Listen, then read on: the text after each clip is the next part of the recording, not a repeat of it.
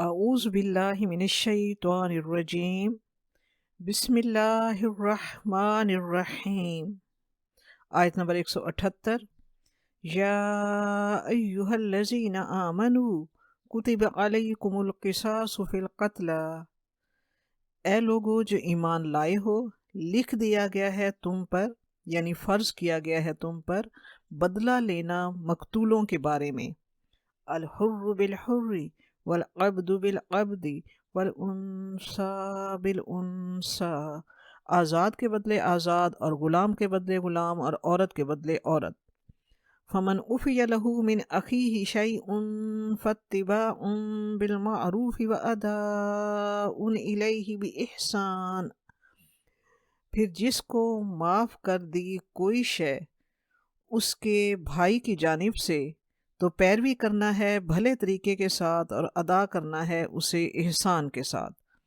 ذالک تخفیف من ربکم ورحمہ، یہ رعایت ہے تمہارے رب کی طرف سے اور رحمت ہے۔ فمن اعتدی بعد ذالک فلہ عذاب علیم، تو جو کوئی زیادتی کرے اس کے بعد تو اس کے لیے عذاب ہے دردناک۔ قصاص کے لفظی معنی ہے مماثلت۔ شرعی اصطلاح میں قتل کرنے اور زخم لگانے، شرعی اصطلاح میں قتل کرنے اور زخم لگانے کی اس سزا کو جس میں مماثلت ہو، مساوات کی رعایت کی گئی ہو، قصاص کہلاتی ہے، یعنی جان کے بدلے جان۔ اسلام نے مخصوص جرائم کا ارتکاب کرنے والوں کے لیے جو شرعی سزائیں اللہ تبارک و تعالیٰ کی طرف سے مقرر کی گئی ہیں انہیں ہم اصطلاحاً حدود کہتے ہیں۔ قتل کی سزا بھی انہی میں شامل ہے، اور بعض جرائم پر سزائیں جو حکومت وقت کی طرف سے مقرر کی جاتی ہیں انہیں تعزیری قانون یا ہم تعزیرات پاکستان کہتے ہیں۔ ظہور اسلام سے پہلے یہ دستور تھا کہ کسی قبیلے کا کوئی معزز آدمی اگر کسی دوسرے قبیلے کے عام آدمی کے ہاتھوں قتل ہوتا تو مقتول قبیلہ کی خواہش ہوتی کہ اس کے بدلے قاتل نہیں بلکہ قاتل قبیلے کا ویسا ہی معزز شخص یا اس کے بدلے اس قبیلے کے کئی آدمی قتل کیے جائیں۔ اللہ تبارک و تعالیٰ نے قصاص کا قانون نافذ کیا، جاہلیت کی اس رسم کو اللہ تبارک و تعالیٰ نے ختم فرمایا۔ تفسیر ابن کثیر میں اس آیت کی شان نزول یوں بیان کی گئی ہے کہ زمانہ جاہلیت میں یہود کے دو قبائل، قبیلہ بنو قریظہ اور قبیلہ بنو نذیر کے درمیان جنگ ہوئی تھی، جس میں بنو نذیر غالب آ گئے تھے، اور انہوں نے یہ دستور مقرر کر لیا تھا کہ جب بنو نذیر کا کوئی شخص بنو قریظہ کے کسی شخص کو قتل کر دیتا تو اس کے بدلے قاتل کو قتل نہیں کیا جاتا تھا بلکہ 100 وسق کھجور دیت میں لی جاتی تھی۔ 1 وسق 4 من کے برابر ہوتا ہے، اور اگر بنو قریظہ کا کوئی شخص بنو نذیر کے کسی شخص کو قتل کر دیتا تو قصاص میں اسے قتل کر دیا جاتا تھا، اور اگر دیت لی جاتی تھی تو دگنی دیت یعنی 200 وسق کھجور لی جاتی تھی۔ اللہ تبارک و تعالیٰ نے جاہلیت کی اس رسم بد کو مٹاتے ہوئے اس آیت میں قصاص کے احکام نازل فرمائے، اور اللہ تبارک و تعالیٰ نے فرمایا آزاد کے بدلے آزاد، الحر بالحر، آزاد کے بدلے آزاد۔ اگر کسی آزاد آدمی نے قتل کیا ہے تو قصاص میں وہ آزاد ہی قتل ہوگا، یہ نہیں کہ وہ کہہ دے کہ میرا غلام لے جاؤ یا میری جگہ میرے 2 غلام لے جا کر اسے قتل کر دو۔ والعبد بالعبد، اور غلام کے بدلے غلام، اگر غلام قاتل ہے تو بدلے میں وہ غلام ہی قتل کیا جائے گا۔ والانثى بالانثى، اور عورت کے بدلے عورت، اگر قتل کرنے والی عورت ہے تو قصاص میں اسی عورت ہی کو قتل کیا جائے گا جس نے قتل کیا ہے، یعنی ہر قاتل مقتول کے بدلے مارا جائے گا، خواہ آزاد نے کسی غلام کو قتل کیا ہو تو اس کے بدلے میں اس آزاد ہی کو قتل کیا جائے گا، یہ قصاص ہے۔ قصاص لینا حاکم وقت یعنی یا ریاست کے اختیار میں ہے اور انہیں کی سرپرستی میں ہوگا۔ یعنی اگر کسی نے کسی خاندان یا کسی قبیلے کے کسی شخص کو قتل کیا ہو تو یہ نہیں کہ مقتول خاندان کا کوئی شخص خود اٹھ کر قاتل کو یا اس کے قبیلے یا خاندان کے کسی شخص کو خود جا کر قتل کر دے۔ نہیں، ایسا اللہ تبارک و تعالیٰ نے نہیں فرمایا۔ قصاص حکومت وقت یا ریاست کی سرپرستی میں لیا جائے گا، باقاعدہ مقدمہ چلا کر تمام دلائل سن کر فیصلہ کیا جائے گا۔ دوسری بات یہ کہ قصاص کا یہ قانون جو ہے یا اللہ تعالیٰ کے یہ احکام جو ہیں یہ قتل عمد کے لیے ہیں، یعنی ارادتاً قتل پر قصاص کی یہ سزا اللہ تبارک و تعالیٰ نے مقرر فرمائی ہے، اور قتل خطا پر یہ احکام نہیں ہیں، بلکہ قتل خطا کے لیے اللہ تبارک و تعالیٰ نے جو احکام نازل فرمائے ہیں وہ سورۃ النساء رکوع نمبر 13 میں اور آیت نمبر 92 سے ہم وہ پڑھیں گے۔ اللہ تبارک و تعالیٰ نے اس میں فرمایا فَمَنْ عُفِيَ لَهُ مِنْ أَخِيهِ شَيْءٌ فَاتِّبَاعٌ بِالْمَعْرُوفِ وَأَدَاءٌ إِلَيْهِ بِإِحْسَانٍ۔ پھر اگر کوئی معاف کر دے تو یہاں معاف کرنے والے کو اخی یعنی بھائی کہا ہے، یعنی اگر کوئی معاف کر دے تو یہ اس کے بھائی ہونے، اس کی انسانیت، اس کی محبت، شرافت اور مروت کا ثبوت ہے۔ یعنی اگر مقتولین کے ورثاء میں سے کوئی قصاص لینے کی بجائے انہیں معاف کرنے پر رضامندی ظاہر کرتا ہے تو یہ اس کے بھائی کی طرف سے معافی کی اس کے لیے ایک نعمت ہے۔ اسے رب کریم فرماتا ہے اسے غنیمت سمجھو اور اسے نیکی اور احسان کے ساتھ پورا کرو۔ اس سے معلوم ہوا کہ اسلام میں قتل تک کا مقدمہ بھی قابل راضی نامہ ہے۔ قصاص میں مقتولین میں فقط قصاص یعنی جان لینے کے اعتبار سے برابری ہے، قتل کی کیفیت میں مساوات اور برابری نہیں ہے۔ یعنی اگر کسی نے کسی کو آگ میں جلا کر مارا ہے تو اس کے بدلے میں آگ میں جلا کر مارنے والے کی جان لی جائے گی، لیکن یہ نہیں کہ اسے بھی آگ میں جلا کر مارا جائے۔ قصاص حکومت وقت کی سرپرستی میں ہوتا ہے۔ اگلی امتوں میں سے یہود پر اللہ تعالیٰ نے قصاص فرض کیا تھا، ان میں عفو کا قانون نہیں تھا، اور نصارہ میں صرف عفو کا حکم تھا، قصاص کا نہیں تھا۔ اس امت پر اللہ تبارک و تعالیٰ نے آسانی اور مہربانی فرمائی اور دونوں باتوں کی اجازت دی۔ چنانچہ رسول پاک صلی اللہ علیہ وآلہ وسلم نے فرمایا مقتول کے وارثوں کو دو باتوں میں سے ایک کا اختیار ہے، خواہ وہ فدیہ لے لے یعنی خون بہا لے لے یعنی دیت، یا قصاص کا بھی حق ہے اس کے پاس۔ آپ صلی اللہ علیہ وآلہ وسلم قصاص کی بجائے عفو کو زیادہ پسند کرتے تھے۔ آپ صلی اللہ علیہ وآلہ وسلم خود بھی معاف کرتے تھے اور دیت لے لینے کی سفارش کرتے، اور صحابہ کرام رضی اللہ تعالیٰ عنہم کو بھی اس بات کی تلقین فرماتے۔ ایک دفعہ ایک آدمی قتل ہو گیا، آپ صلی اللہ علیہ وآلہ وسلم نے قاتل کو مقتول کے وارث کے حوالے کر دیا۔ قاتل کہنے لگا یا رسول اللہ، اللہ کی قسم میرا قتل کرنے کا ارادہ نہ تھا۔ آپ صلی اللہ علیہ وآلہ وسلم نے مقتول کے ولی سے کہا اگر یہ سچا ہوا اور تم نے اس کو قتل کر دیا تو تم دوزخ میں جاؤ گے۔ یہ سن کر مقتول کے ولی نے قاتل کو چھوڑ دیا۔ سنن ترمذی۔ اس سے معلوم ہوتا ہے کہ قصاص کے یہ احکام جو ہے وہ قتل عمد یعنی ارادتاً قتل پر ہیں، قتل خطا پر نہیں ہیں۔ اللہ تبارک و تعالیٰ نے جو دیت کی رعایت امت محمدی کو دی تو یہ اختیار صرف مقتول کے ورثاء کو ہے، اور اس میں اللہ تبارک و تعالیٰ کی طرف سے کئی حکمتیں ہیں اور مصلحتیں ہیں۔ جب مقتول کے ورثاء کو حکومت کی طرف سے قصاص یا دیت کا اختیار مل جاتا ہے تو اپنے قاتل کے خلاف ان کے انتقامی جذبات جو ہیں وہ سرد پڑ جاتے ہیں اور زخم بھر جانے کی ایک شکل پیدا ہو جاتی ہے۔ اگر وہ جان کا قصاص لینے کی بجائے نرم رویہ اختیار کریں تو اس سے ایک تو قاتل کی جان بخشی اور قاتل اور اس کے خاندان پر احسان ہوتا ہے، جس سے آئندہ کے لیے نہایت مفید نتائج کی توقع کی جا سکتی ہے۔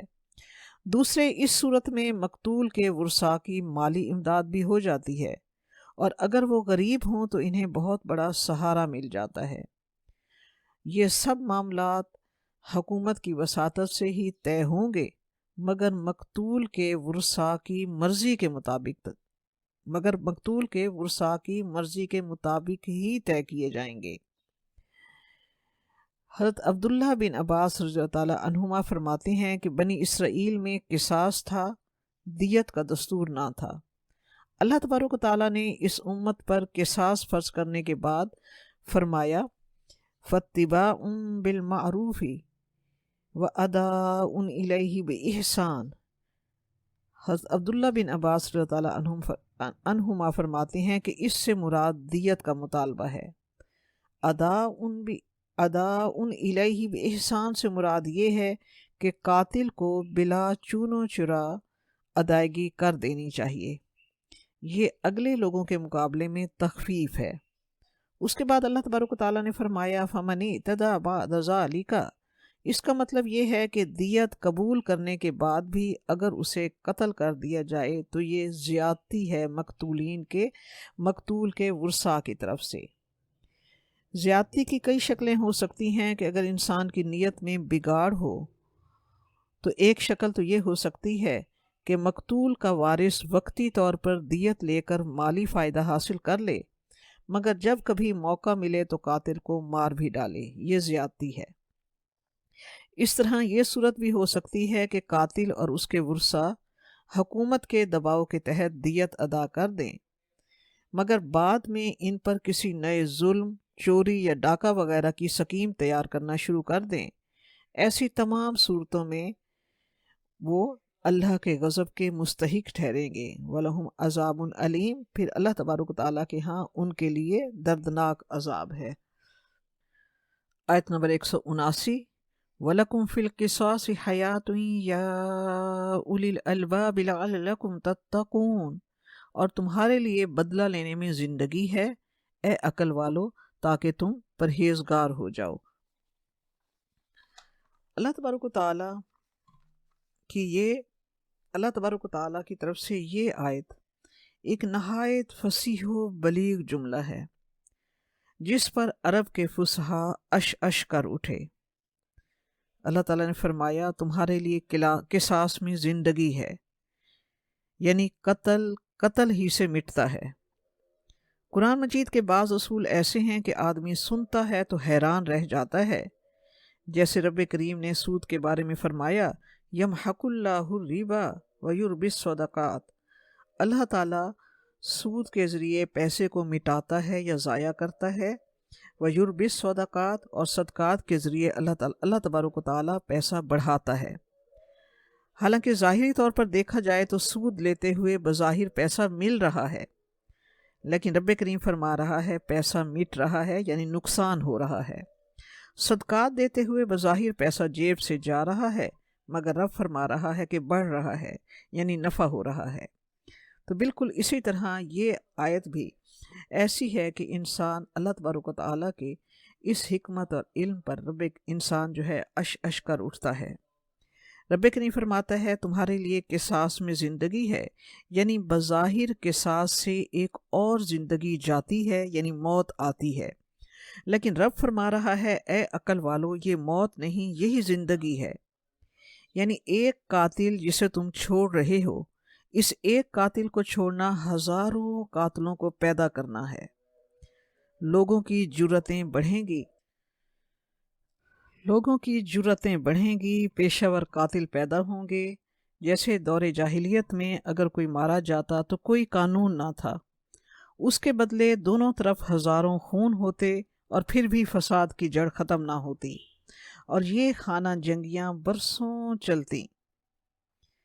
رب کریم قاتل کی زندگی کی بات نہیں کر رہا، رب کریم پورے معاشرے کی زندگی کی بات کر رہا ہے۔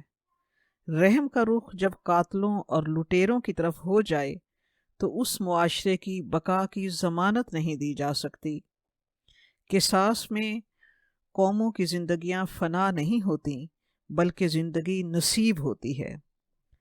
آج بھی اللہ تبارک و تعالیٰ کے اس قانون کی حکمت اور اس کی تاثیر دیکھیے کہ جن ملکوں میں اللہ تبارک و تعالیٰ کا قصاص کا یہ قانون رائج ہے، ان کے مقابلے میں ان ملکوں کو ہم دیکھیں قتل کا تناسب کیا ہے جن ملکوں میں انسان کے بنائے ہوئے قانون چل رہے ہیں۔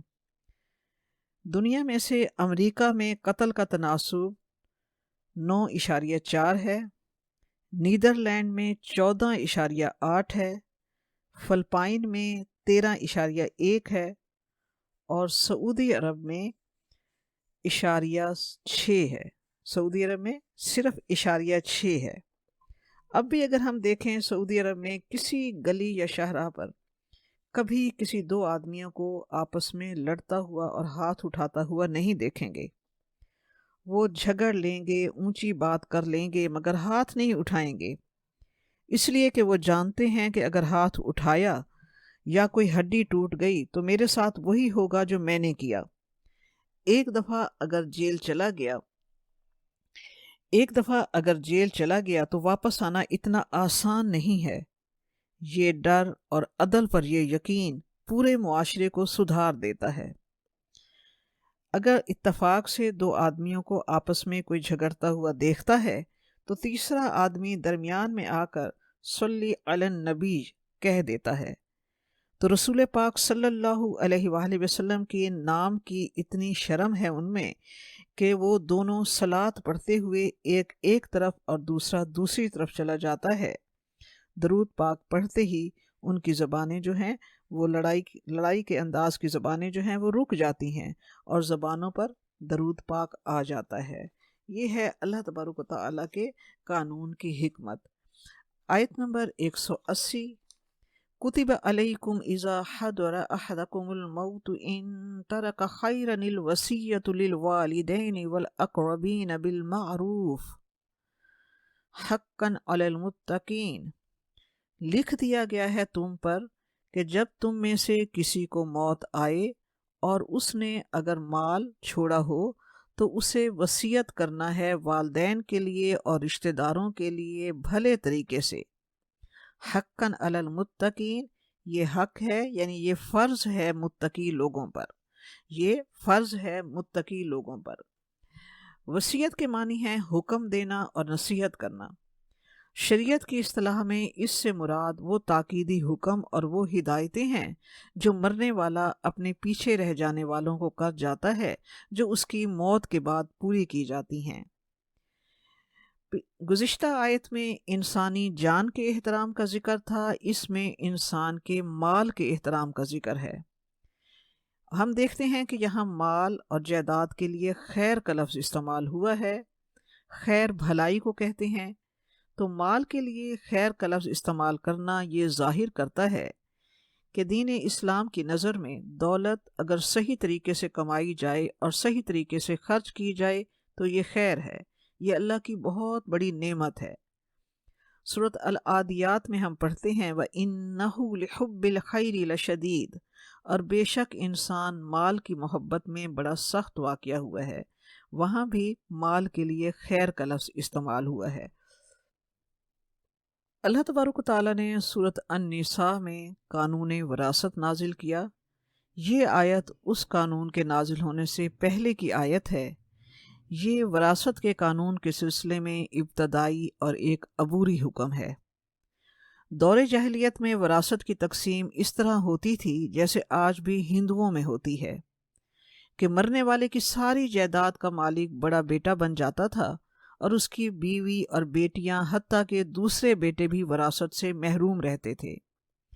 چنانچہ اللہ تبارک و تعالیٰ نے یہاں وراثت کے بارے میں پہلا حکم دیا کہ مرنے والا والدین اور اقربا کے بارے میں وصیت کر جائے تاکہ ان کے حقوق کا تحفظ ہو سکے۔ پھر جب سورۃ النساء میں پورا قانون وراثت آ گیا تو اس آیت کا حکم جو ہے وہ منسوخ میں شمار ہوتا ہے۔ البتہ اس کے ایک جزو کو رسول پاک صلی اللہ علیہ وآلہ وسلم نے باقی رکھا ہے کہ مرنے والا اپنے 1/3 مال کے بارے میں وصیت کر سکتا ہے، اس سے زیادہ نہیں۔ اور یہ کہ جس شخص کو وراثت میں حق مقرر ہو چکا ہے یعنی ورثہ، ان کے لیے وصیت نہیں ہوگی، یعنی وصیت غیر وارث کے لیے ہے، ورثاء کے لیے نہیں ہے۔ مرنے والا کسی یتیم کو، بیوہ کو، کسی یتیم خانے کو یا کسی دینی ادارے کو اپنی وراثت میں سے کچھ دینا چاہے تو اسے یہ حق حاصل ہے کہ 1/3 یا اس سے کچھ کم کی وصیت وہ کر سکتا ہے۔ متعدد احادیث میں ہے کہ آیات میراث میں اللہ تبارک و تعالیٰ نے ہر حقدار کو اس کا حق مقرر کر دیا ہے، اب وارثوں کے لیے کوئی وصیت نہیں۔ باقی رہ گئے وہ رشتہ دار جن کا وراثت میں حصہ اللہ تبارک و تعالیٰ کی طرف سے مقرر نہیں ہے، ان کے لیے 1/3 مال میں سے وصیت کرنا، 1/3 مال یا اس سے کم کی وصیت کرنا مستحب ہے۔ جیسے پوتے پوتیاں اور نواسے نواسیاں، جیسے صاحب مال کا بیٹا یا بیٹی اگر صاحب مال کی زندگی ہی میں وفات پا جائے تو اس کی اولاد یعنی پوتے پوتیاں اور نواسے نواسیاں زندہ ہوں تو دادا کے مال میں سے وراثت میں سے پوتے پوتیوں اور نواسے نواسیوں کو حصہ نہیں ملے گا۔ پہلی بات تو یہ ہے کہ جب بیٹا وفات پا جائے تو پوتے پوتیاں براہ راست دادا کے نان نفقے میں آ جاتے ہیں، دادا کی ذمہ داری ہوتے ہیں، اور پھر وراثت میں سے ان کا حصہ نہیں ہوتا، مگر 1/3 وصیت کا حق دادا استعمال کر کے اپنے پوتے پوتیوں کو دے سکتا ہے۔ رب تعالیٰ کا ہر حکم مصلحت سے خالی نہیں ہے، رب تعالیٰ کے ہر حکم میں مصلحت ہے۔ اللہ تبارک و تعالیٰ جائیداد کی تقسیم تو کرتا ہے مگر اتنی تقسیم نہیں کرتا کہ اتنی حصوں میں بٹ جائے کہ کسی کے بھی کام کی نہ رہے۔ مثلا صاحب مال کے پاس اگر اس کی جائیداد 1,00,000 روپیہ ہے، 4 اس کی اولادیں ہیں تو اس میں تقسیم ہو کر اتنا تو سب کو ملے گا کہ 25,000 میں وہ ایک ریڑھی لگا کر یا اپنا کسی چھوٹا کاروبار کر کے وہ اپنا رزق کما سکتے ہیں۔ رب کریم کی یہ مصلحت، اور اگر یہی جائیداد 1,00,000 روپیہ 25 آدمیوں میں تقسیم ہو جائے تو پھر وہ کسی کو بھی اس قدر فائدہ نہ دے سکے گا جو رب کے اس حکم میں جو مصلحت رب کریم نے رکھی ہے۔ رب کریم کی یہ مصلحتیں ہماری سمجھ میں دیر سے آتی ہیں، تو رب کریم نے جاہلیت کے اس معاشرے میں جہاں وراثت صرف نرینہ اولاد ہی سنبھال لیتی تھی یا صرف بڑا بیٹا سنبھال لیتا تھا، رب کریم نے تدریجاً یہ حکم دیا کہ تم پر فرض ہے کہ موت کے وقت اپنے مال کی وصیت اپنے والدین اور رشتہ داروں کے لیے معروف طریقے سے کرو، اور پھر رب کریم نے اس بگاڑ کی ایک مستقل اور کامل اصلاح کے لیے آیات وراثت نازل فرمائیں، تو اس آیت کا حکم جو ہے وہ منسوخ ہو گیا۔ 1/3 مال کی وصیت کا طریقہ جو ہے وہ بھی منسوخ ہو کر رہ گیا ہے، ورنہ اگر اس پر عمل کیا جائے تو بہت سے معاشرتی مسائل خود حل ہو جاتے ہیں۔ حضرت ابن عباس رضی اللہ عنہ نے فرمایا کہ جس نے 60 دینار نہیں چھوڑے وہ مال نہیں ہے، اس کے لیے وصیت لازم نہیں ہے۔ اللہ تبارک و تعالیٰ کے قانون وراثت کو نازل کرنے میں جو بنیاد ہے اس کی بنیاد رشتہ داری ہے۔ وراثت کی تقسیم میں بنیاد رشتہ داری ہے، ضرورت اس کی بنیاد نہیں ہے۔ زکوٰۃ، صدقات اور خیرات کی بنیاد ضرورت ہے۔ اسلام اس کی اجازت نہیں دیتا کہ قریبی رشتہ داروں کے ہوتے ہوئے انسان اپنا پورے کا پورا مال کسی رفاعی ادارے کو یا اپنی مرضی سے کسی کو، یا مغربی ممالک میں جیسے ہوتا ہے کہ اپنے کتے اور بلی کو وارث بنا جاتے ہیں۔ اللہ تبارک و تعالیٰ نے وراثت کے قانون کی بنیاد رشتہ داری رکھی ہے، اس میں رب کریم کی بہت حکمتیں ہیں، اور اللہ تبارک و تعالیٰ کے قانون وراثت پر صحیح طریقے سے عمل کرنے کی رب کریم ہم ہر صاحب مال کو اللہ تعالیٰ یہ توفیق عطا فرمائے۔ نمبر 181، فَمَن بَدَّلَهُ بَعْدَ مَا سَمِعَهُ فَإِنَّمَا إِثْمُهُ عَلَى الَّذِينَ يُبَدِّلُونَهُ إِنَّ اللَّهَ سَمِيعٌ عَلِيمٌ۔ تو جس نے بدل دیا اس وصیت کو اس کے بعد کہ اس نے اسے سنا تھا تو اس کا گناہ انہی پر آئے گا جو اسے تبدیل کرتے ہیں۔ اللہ تعالیٰ سب کچھ سننے والا اور جاننے والا ہے۔ وصیت کرنے والا ان کے اس گناہ سے بری ہے۔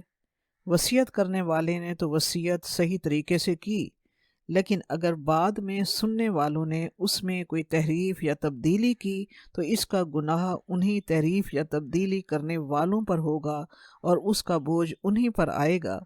مرنے والے نے اگر اپنی وصیت صحیح طریقے سے کی ہے تو وہ اس گناہ سے بری ہوگا۔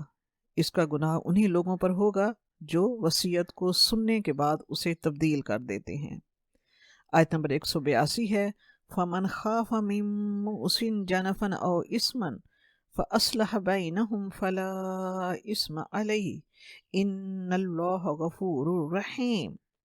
پھر جس کو یہ اندیشہ ہو کسی وصیت کرنے والے کی طرف سے جانبداری کا یا حق تلفی کا، فَأَصْلَحَ بَيْنَهُمْ تو ان کے مابین وہ صلح کرا دے یعنی اصلاح کر دے تو اس پر کوئی گناہ نہیں ہے، یقیناً اللہ تبارک و تعالیٰ بخشنے والا اور رحم فرمانے والا ہے۔ اس آیت کو اس حدیث مبارکہ کی روشنی میں سمجھ سکتے ہیں جو اعلیٰ سند کے ساتھ حضرت ابو ہریرہ رضی اللہ تعالیٰ عنہ سے روایت ہے کہ رسول پاک صلی اللہ علیہ وآلہ وسلم نے فرمایا کہ آدمی نیک لوگوں کے اعمال 70 سال تک کرتا رہتا ہے اور وصیت میں ظلم کرتا ہے، اور برائی پر خاتمہ ہونے کی وجہ سے جہنمی ہو جاتا ہے۔ اور بعض لوگ جو 70 برس تک بدعمالیاں کرتے رہتے ہیں لیکن وصیت میں عدل و انصاف کرتے ہیں اور آخری عمل ان کا بھلا ہوتا ہے اور وہ جنتی بن جاتے ہیں۔ یہ لازم ہے کہ صاحب مال کو وصیت کرتے ہوئے اللہ تبارک و تعالیٰ کے احکام کو لازمی طور پر مد نظر رکھنا چاہیے۔ پھر بھی اگر وصیت کرنے والے کی طرف سے کوئی غلطی یا بے قانونی ہوئی ہے تو اس کی اصلاح کی اجازت ہے، جیسے محبت میں صاحب مال کسی وارث کو زیادہ دلوا دے، خواہ وہ ایسا قصدن کرے یا غلطی سے، خواہ وہ محبت شفقت میں ایسا اس نے کیا ہو، تو وصیت کو شرعی احکام کے مطابق جاری کرنے پر کوئی گناہ نہیں ہے۔ اس کے ورثاء لواحقین پر یہ لازم ہے کہ وہ اس کی اصلاح کر دیں اور تاکہ میت بھی عذاب الہی سے بچ جائے اور حقداروں کو ان کا حق بھی پہنچ جائے۔ ایسا اندیشہ ہو تو ورثاء کو جمع کیا جائے، ان سے کہا جائے کہ دیکھو صاحب مال کی وصیت تو یہ تھی اور اس میں یہ زیادتی والی بات ہے، اگر تم متفق ہو جاؤ تو اس میں یہ تبدیلی کر دی جائے۔ رب کریم فرماتا ہے فلا اسم علیہ، تو ان پر کوئی گناہ نہیں۔ یعنی ایسی بات نہیں ہے کہ اس وصیت کو ایسا تقدس حاصل ہو گیا کہ اب اس میں کوئی تبدیلی نہیں ہو سکتی، بلکہ باہمی مشورے اور اصلاح کے جذبے سے وصیت میں تغیر و تبدل ہو سکتا ہے، اللہ تبارک و تعالیٰ کے عین حکم کے مطابق۔ ان اللہ غفور الرحیم، بے شک اللہ تبارک و تعالیٰ بخشنے والا اور رحم